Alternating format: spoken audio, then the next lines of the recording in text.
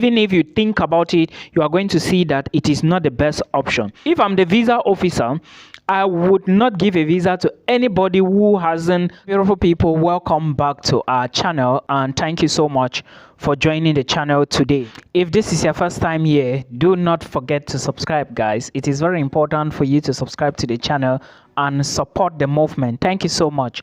So guys, today's video, I want to talk about some issues you need to know if you are going to be applying for a visa to Canada come 2024. Now, I am going to be talking only to those that are depending on people to sponsor them. For example, if you graduated from school for like maybe 2019, 2020, 2021, or if you are maybe above 26 years, 25, 26, 27 years and above, then this video is for you. I'm still going to talk about those who are below and those who recently graduated from school. So let me trash these people for now. If you are an international student and you would be applying for a Canada visa very soon, remember the visa officer wants to understand what you have been doing in your home country. They want to actually know what you have been doing when you left school. So because there are a lot of people who graduated from school and up to date they still don't have jobs, and it's difficult for them. A lot of people still don't even have bank accounts, so it's difficult for you to say that you have an account. Now let's assume that your sponsor is in the United States of America or in Nigeria or in Canada or anywhere around the world, and would be supplying his or her bank statement to you. Excellent. And when they supply this bank statement and you use the bank statement only with their documentations and apply for the visa, there are high chances that your visa will be rejected. A lot of people do not know this. I am talking about this because I have received a lot of questions, a lot of issues from people asking me different questions on how they can tackle all of this, and I decided to bring this video here.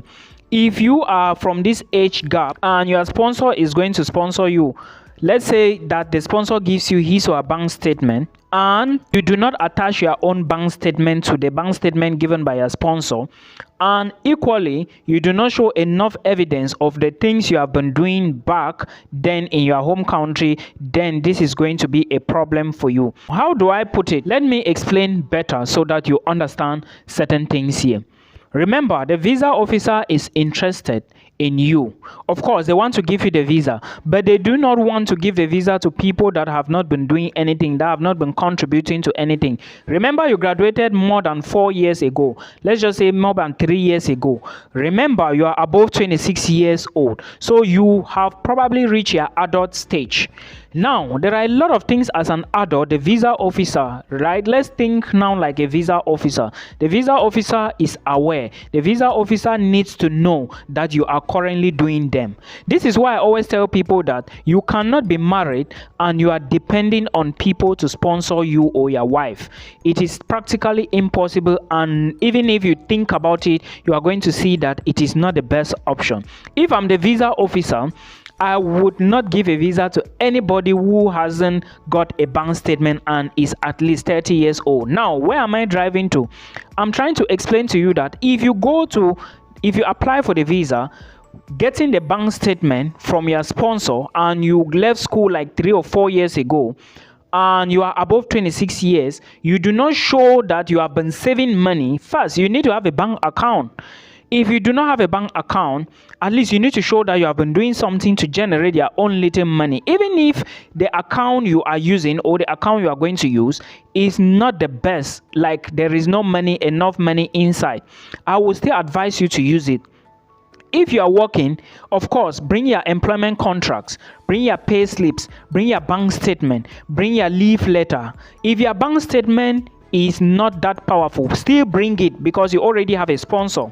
Now, in the case where your salary does not pass through the bank statement, there is no problem. You go to where your salary usually comes in from, you collect a statement from there, you attach to your application, and you make the visa official now to understand that this application, your salary does not come directly from your employer to your bank account, but it comes from another source. You show evidence, then tell them that once you collect the salary, you now transfer it to your original account. You understand? Then you explain again, if there are other monies that comes into that account which is not from your salary, you explain as well. Because if the money is too much and you are saying that you are earning just 100k per month and the money is too much, maybe 400, 500, the visa officer will be curious to know how you got this other remaining balance. So for you to be very tactical and explain detailedly, you need to explain to the visa officer what you have been doing ever since you left school, and also show your bank statement. If you do not show your bank statement, it is going to be a very big problem for them. And again, I would not even advise you to apply without your bank statement. That's why I always tell people that tell your sponsor to transfer the money into your own personal account. All right, because when they transfer the money into your account, it speaks volume. The visa officer will now understand that, okay, these people, they do not want to be in charge of the money. That's why they are transferring it, so that you can have power and access over the money whenever you need it. This is the first thing. Do not go for visa application if you are above 26 years without a bank account. It is not good. If your wife is married to you already, or your husband is married to you already, it will be wise for you people, one of you, to sponsor yourself, not another relative, because they might start looking at it as if you guys do not have enough money and you want to use a family relative to apply for the visa. So you may find it hard to convince Canadian officials. So this is the first thing. The second thing I want to talk about is, if you didn't know, remember that as soon as you are asked to go and do medicals, it means that your visa is 95% ready. There is no way they can reject that visa again from you, except that you have problems. Because sometimes when you are asked to go and do medicals, they want you to do the medicals so that they can then approve your visa. But if you are asked to do medicals and later on your visa is rejected, please check very well. You are going to notice that there are a lot of things that contributed to that visa being rejected. And again, when you already submitted your visa application, or when your visa is in process, please do not do some certain things that may jeopardize your health system later. Stay away from certain things, and remember that if they find complications, it's going to be bad for you.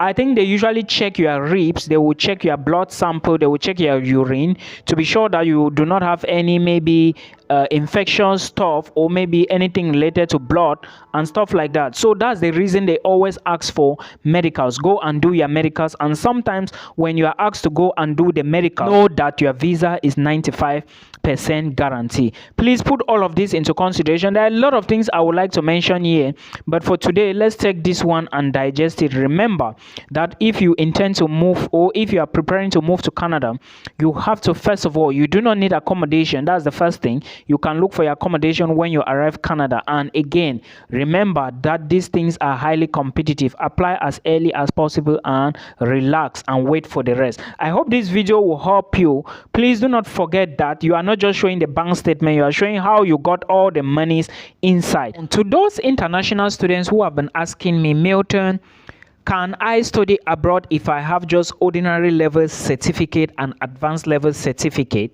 To those of you who have been asking me if you can study abroad with your baccalaureate examination, your CAP, your probatoire and baccalaureate examination or results, and to those of you who have been asking me if you can study abroad with WAEC certificates only, this is a video for you to watch. And please, if you are new here, do not forget to share this video and like the video. Press the like button and also subscribe to our channel while sharing, so that somebody can benefit from this information. If you are new here, my name is Milton. Please remember, Milton said on a particular day that with your high school documents, you can study abroad. Now, this is the difference, and this is what a lot of people do not understand. There are certain countries where using just your high school documents, you will not get admissions. There are certain places, if you have been out of school for maybe like 3, 4 or 5 years and above, you may not get admissions. Now, the easiest place you can get admissions to using just your O levels, your A levels, your WAEC, your NECO, and your baccalaureate, your WASI, that has been old. Like if you haven't been to school for like 3, 4, 5, 6 or even 10 years, you can use your high school documents and apply to this particular country. The country is Canada. Do you know why I said so? Because in Europe, the competition is high. They will not drop people who recently left high school and take you that have been out of school for a very long time. If you are looking for a country where you can use your high school documents, your WAEC certificate that you haven't used, that you got 10 years or even 15 years back, I will advise you to get a college in Canada. Apply to colleges in Canada, and if you can apply to many colleges as possible, you stand a chance to get admissions and of course defend your title. But remember, you are now applying to something that when you are doing the application, make sure you are applying to something that relates to what you are actually doing at the moment, not what you did some maybe 3, 4 or 5 years ago or 10 years ago. Apply to what you are doing at the moment. This way is going to give you upper hand to get whatsoever thing you need. I hope you understand. So with those who have been asking me, can I study in Canada? Can I study abroad? You can study abroad. The reason why I choose Canada is because it is going to be easy for you to go into colleges and study a diploma program, a certificate program, or even into universities like Manitoba and Saskatchewan. It will be easy to get admissions than in Europe, because sometimes in Europe the competition is so high and a lot of people are applying because of the cost. I hope you enjoy this. Till we meet again.